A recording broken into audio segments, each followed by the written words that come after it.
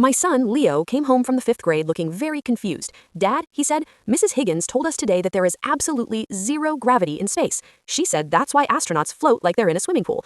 I'm an aerospace engineer, so I had to take a deep breath. I explained, Leo, that's a very common myth. Gravity is actually everywhere in space. It's what keeps the moon orbiting the Earth and the Earth orbiting the sun. Astronauts float because they are in free fall, moving sideways fast enough that they keep missing the Earth as they fall towards it. Leo went back to school and politely mentioned this to Mrs. Higgins. Instead of being curious, she was offended.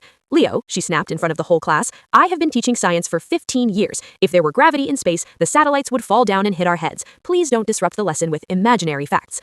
The next week was Parent Career Day. I arrived in my flight suit with a small DIY kit, a bucket of water, and a rope. I swung the bucket in a fast vertical circle. The water didn't fall out, even when it was upside down.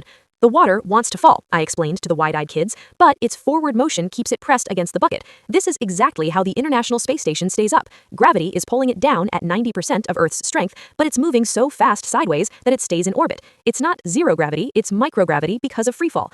Mrs. Higgins stood at the back, her arms crossed tightly. When a student asked, so the textbook's 0G chapter is wrong? I showed them a live NASA feed on the projector showing the actual physics of orbits.